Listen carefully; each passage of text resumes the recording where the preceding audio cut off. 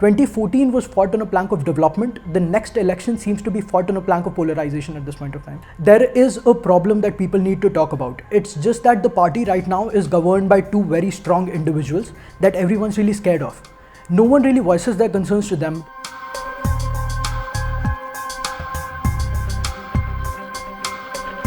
So I actually joined the party itself in June 2013. That was at the height of the Modi wave. The last UPA 2 government that we had a lot of corruption allegations on it.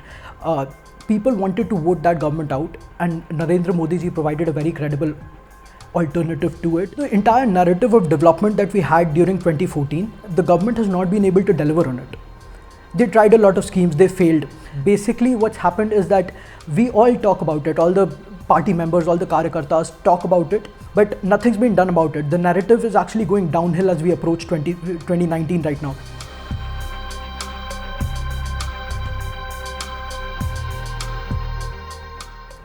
There was a scheme called Sansad Adarsh Gram Yojana, which was supposed to be about creating ideal developed villages. Every MP adopted them.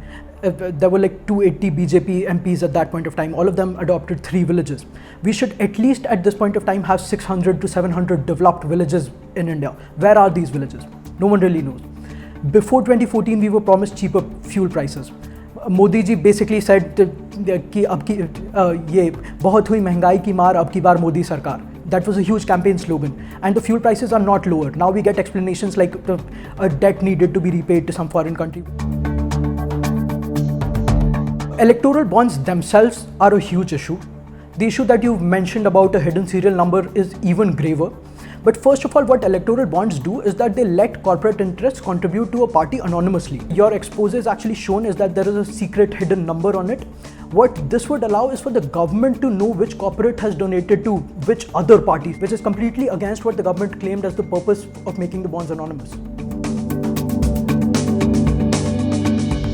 So now the only alternative that they have is to resort to a religious polarization where the Hindus consolidate towards the BJP and vote for the BJP. Because there is no message of development anymore. No one's going to vote for the BJP in the name of development.